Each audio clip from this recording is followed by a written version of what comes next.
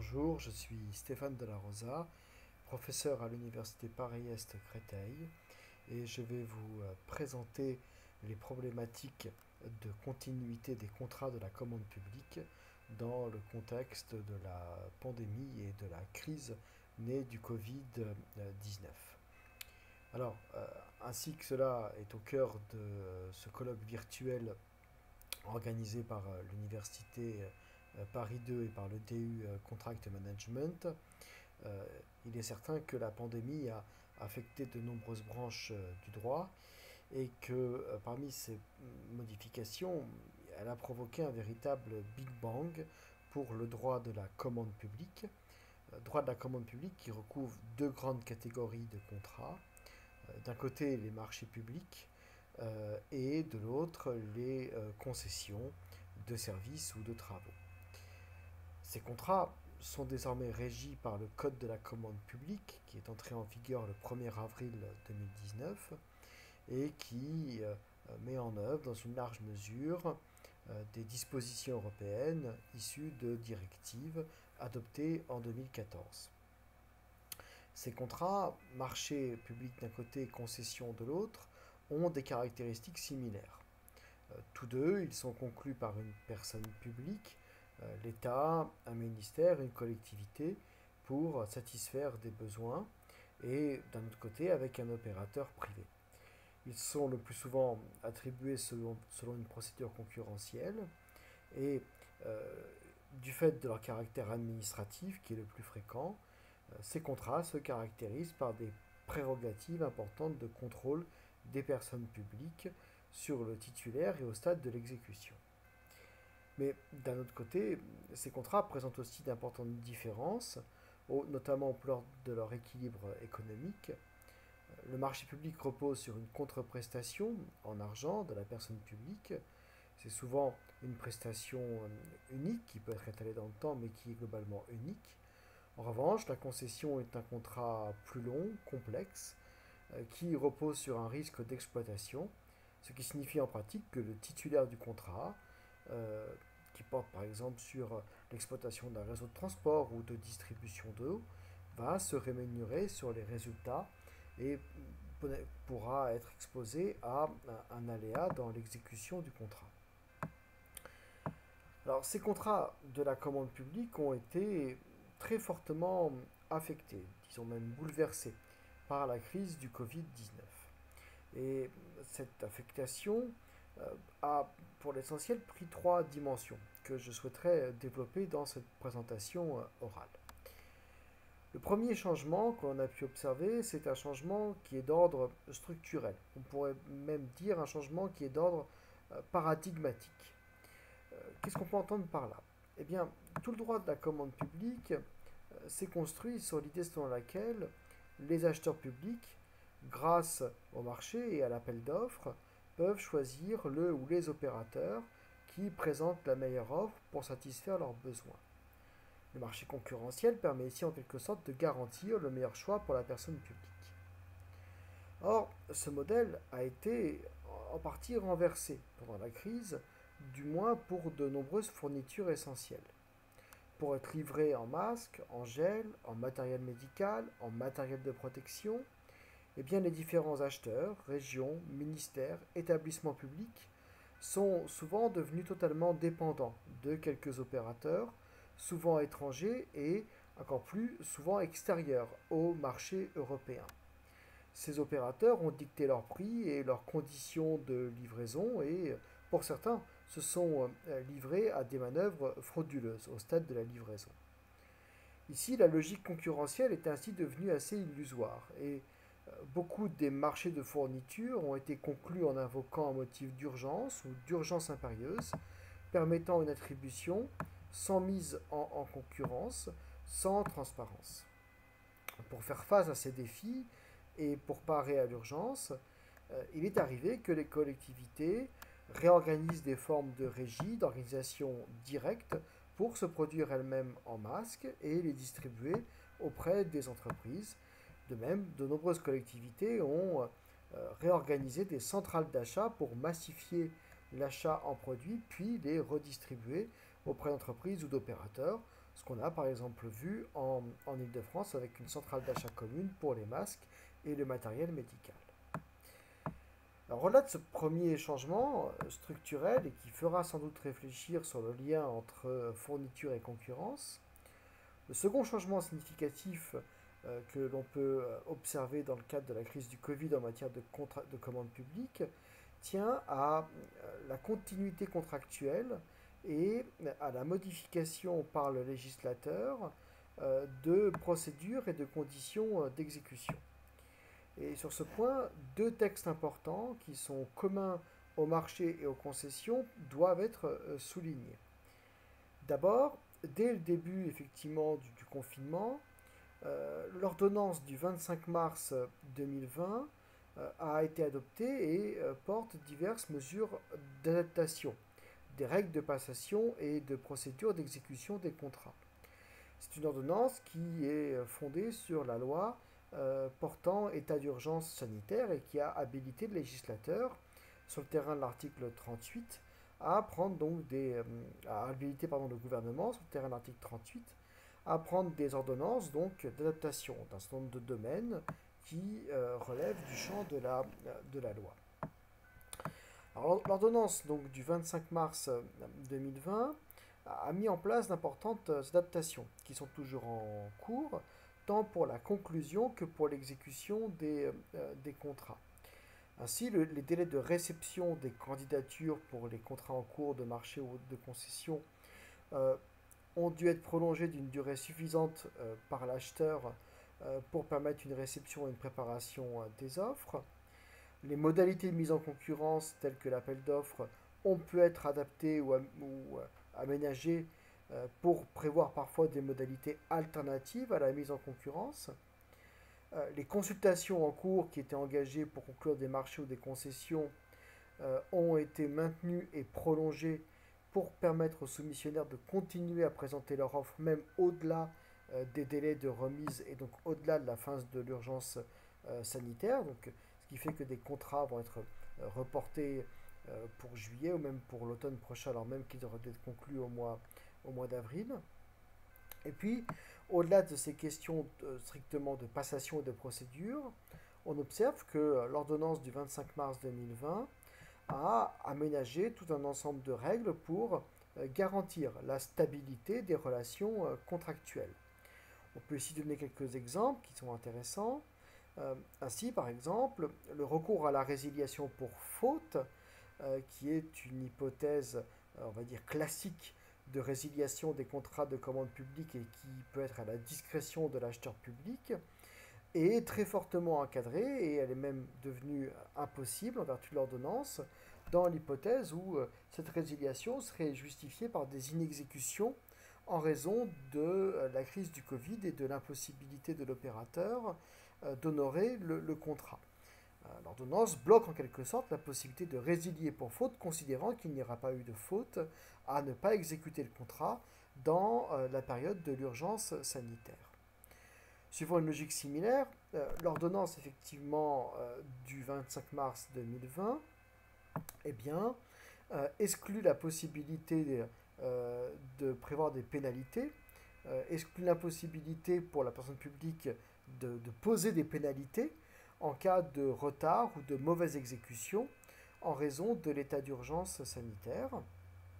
Et puis, on peut également donner l'exemple de la prolongation des contrats. L'ordonnance prévoit une prolongation automatique des contrats jusqu'à la fin de l'urgence sanitaire, de même que l'ordonnance modifie certains aspects de l'équilibre financier, notamment des contrats de concession.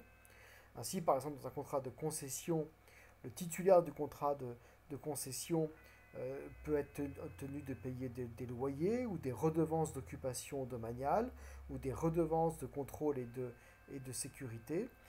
Par exemple, un gros opérateur titulaire d'un contrat de transport urbain eh bien, doit payer des redevances d'occupation pour le matériel roulant, pour les abribus par exemple. Eh bien, ces redevances n'ont pas à être payées ou sont fortement dispensées dans le cadre de la pandémie en raison de l'ordonnance. On a donc ainsi une modification de l'équilibre financier de ces contrats de concession qui doit être relevé et qui donc modifie la volonté contractuelle.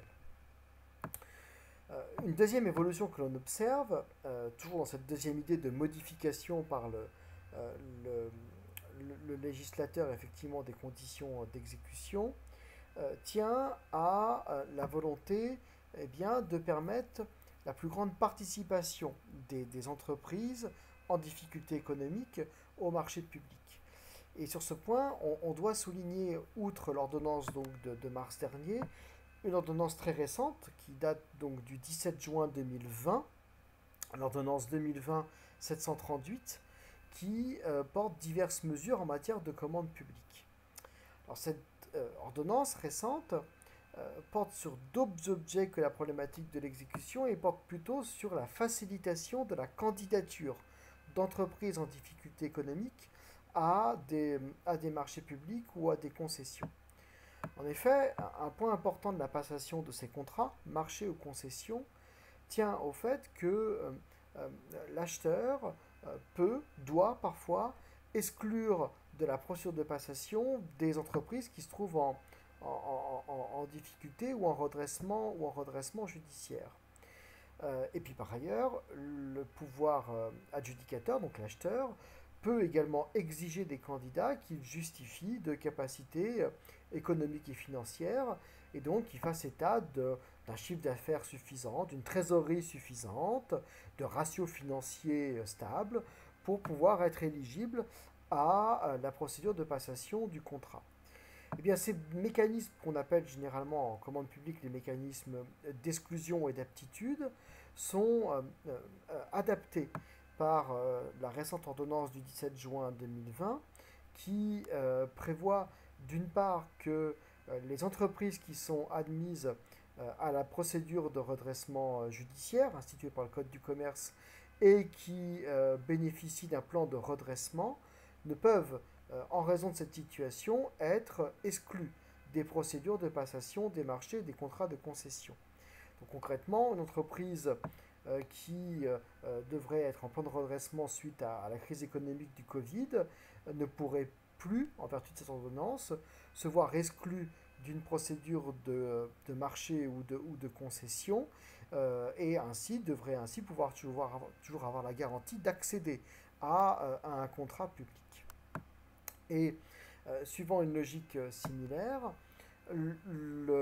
en vertu effectivement de cette même ordonnance du 17 juin, l'acheteur, s'il demande aux candidats à un marché de faire état de leur capacité économique et financière, eh bien, ne peut pas tenir compte, ne doit pas tenir compte de la baisse du chiffre d'affaires intervenue au titre des exercices sur lesquels s'imputent les conséquences de la crise sanitaire liée à l'épidémie de Covid. Donc là, c'est un changement qui est très concret, très important.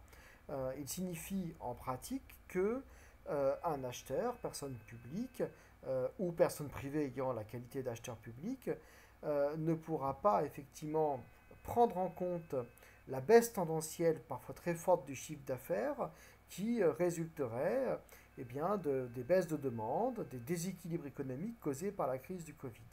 D'accord, cette réforme est conçue pour permettre, pour faciliter la candidature effectivement des entreprises au marché et d'éviter les exclusions. Enfin, et je finirai sur cette ordonnance du 17 juin 2020, il faut noter que l'ordonnance modifie le code de la commande publique en exigeant que sur les marchés globaux, donc l'équivalent de ce qu'on appelait avant les partenariats publics-privés, donc des gros marchés de conception-réalisation, sur ces marchés globaux, la part effectivement de marché ou de lot qui serait confié à des PME ne peut être inférieure à 10% du montant prévisionnel. Pour le dire autrement, on devra avoir un noyau dur d'au moins 10% de PME associés à des marchés globaux. Là encore, il s'agit d'une réforme, d'une évolution qui est conçue pour faciliter, garantir, si tant est que cela soit possible, eh bien, un accès de PME à la commande publique dans la situation dégradée que nous traversons. Donc voilà, pour à grands traits, ce deuxième grand changement qu'on peut rattacher à la continuité, à l'exécution des contrats. Un dernier changement qui me paraît important dans le management des contrats et des contrats de la commande publique en période de pandémie tient à la sollicitation, à l'usage qui sera de plus en plus fréquent des dispositifs d'avenant. Alors là-dessus, il y a une part encore un peu d'anticipation dans l'analyse. Ce qui est à peu près certain, c'est que de nombreux contrats de la commande publique, et notamment les contrats de concession, qui sont des contrats qui reposent sur des équilibres financiers fins, qui peuvent être parfois des contrats assez longs, de 10, 15 ou 20 ans, eh bien, devront être modifiés par voie d'avenant pour tenir compte du changement et parfois du bouleversement de l'équilibre économique sur lequel ils se sont construits. Or, ce qu'il faut souligner sur ce point, c'est que le régime de la modification des contrats en cours d'exécution a été passablement modifié, rénové par le Code de la commande publique et plus encore par l'article L2194-1 qui énonce tout un ensemble d'hypothèses exhaustives de modification du contrat en cours d'exécution, telles que l'hypothèse des circonstances imprévues, qu'on appelait avant les suggestions imprévues, hypothèses qui ne s'assimilent pas, qui ne correspondent pas à la théorie de l'imprévision qui, elle, est prévue à l'article L6 du Code de la commande publique. Et puis on a aussi d'autres hypothèses comme la clause de réexamen ou encore la nécessité de modifier le contrat pour avoir de nouvelles prestations tout en ne pouvant pas changer de fournisseur. Alors, dans ce contexte, il est certain que les différentes hypothèses de modification de contrat en cours d'exécution qui sont énoncées exhaustivement dans le Code de la commande publique, eh bien, devront trouver à s'appliquer. Je pense que deux d'entre elles seront particulièrement mobilisées. Il s'agit d'une part de la théorie qui est classique en droit administratif de l'imprévision, qui résulte effectivement d'une jurisprudence assez connue dite Gaz de Bordeaux du Conseil d'État de 1916, et que l'on retrouve maintenant à l'article L6 de la commande publique. Il est à peu près certain que la pandémie a les caractères d'une imprévision, en ce sens qu'elle est imprévisible, irrésistible, et surtout qu'elle bouleverse durablement l'équilibre économique des contrats. Alors cette théorie eh bien, s'applique et aura certainement vocation à s'appliquer pour l'exécution des contrats de concession, avec à la clé la nécessité eh bien, d'identifier une indemnité d'imprévision, à savoir de calculer le surcoût qui pèse et qui pèsera sur les titulaires du contrat pour continuer à garantir dans les mêmes conditions l'exécution du contrat en dépit d'une situation dégradée, avec une question lancinante qui est de savoir jusqu'à quand pourra-t-on considérer qu'on est en imprévision. Peut-être que nous ne sommes plus en imprévision vu effectivement la poursuite de la pandémie, et faudra-t-il néanmoins peut-être revoir les contrats au-delà même du simple versement d'une indemnité d'imprévision. Après, effectivement, c'est un premier point qui sera sûrement investi. Et puis, à côté de cela, le régime des avenants pourra aussi peut-être permettre aux parties des contrats de la commande publique de jouer sur la durée des contrats de concession. En effet, le Conseil d'État, dans une jurisprudence assez récente de 2018, Parc et Passeur du Mont Saint-Michel, a considéré que les parties à un contrat de concession ne peuvent modifier substantiellement le dit contrat, et la modification substantielle s'entendant comme des modifications sur la durée, sur les prix ou sur les prestations principales. Mais toutefois, le Conseil d'État a laissé ouvert la possibilité de modification temporelle, de prolongation temporelle, si ces prolongations se justifient pour compenser une nouvelle obligation ou pour compenser des contraintes qui sont apparues dans l'exécution du contrat.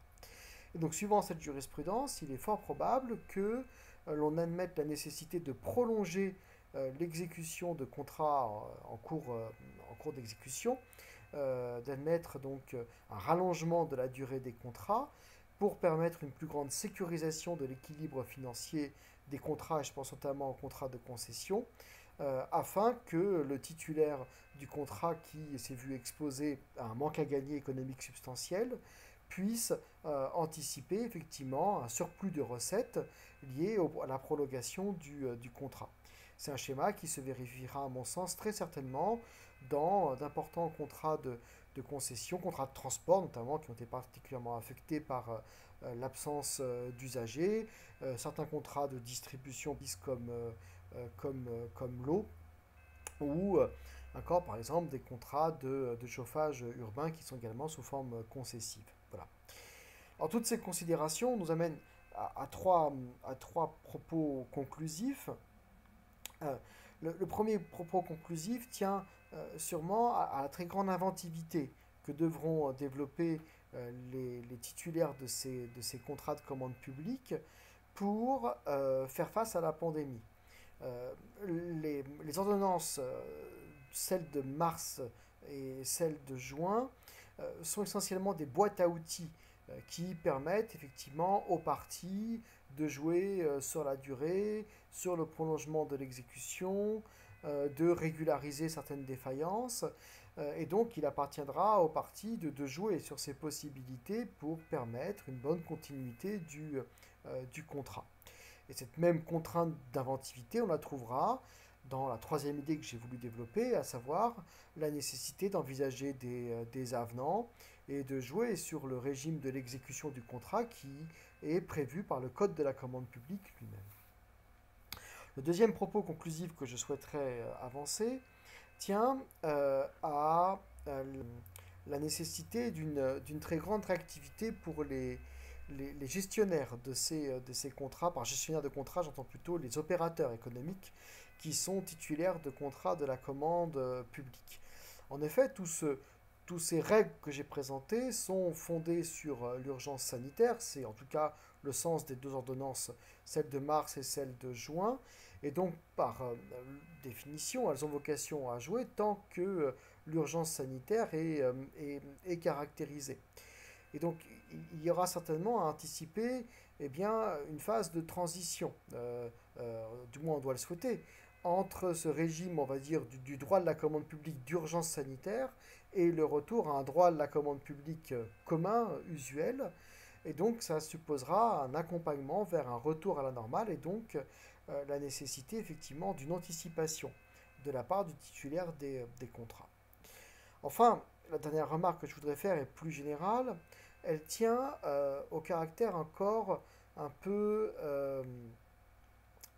comment dire, euh, un peu anticipé pour tirer des conclusions définitives de toutes ces évolutions. Il est certainement beaucoup trop tôt pour mesurer l'ampleur des chamboulements, des modifications que l'on observera en matière de commande publique. Euh, D'importants sujets sont mis sur la table par le gouvernement, par les responsables politiques en France mais aussi en Europe. Je pense notamment à l'idée de se réapproprier des fonctions essentielles, de retrouver effectivement une maîtrise de la distribution de fournitures essentielles, médicaments, biens essentiels, infrastructures, réseaux. Toute cette évolution, pour l'instant, n'est pas encore concrétisée juridiquement, mais lorsqu'elle le sera, elle aura des conséquences sur le droit de la commande publique, avec peut-être le retour en force d'idées d'achat de proximité, avec une plus grande concrétisation de l'économie circulaire, avec peut-être l'admission plus que maintenant, de, d'aménagement, de restrictions au principe de non-discrimination et d'égalité. On pourra peut-être admettre pour concrétiser ces objectifs d'indépendance et de fonction essentielle plus d'atteinte que maintenant au principe d'égalité ou de non-discrimination. Bref, pour le dire autrement, c'est peut-être l'architecture un peu globale du droit de la commande publique qui pourrait évoluer avec cette crise du Covid-19. Donc c'est là une question essentielle qui dépasse la simple gestion même des contrats, mais qui aura certainement des conséquences dans la pratique des opérateurs. Voilà les quelques mots que je voulais partager avec vous. Nul doute que nous pourrons échanger à l'avenir sur ces mutations importantes de notre droit et de notre droit des contrats. Je vous remercie.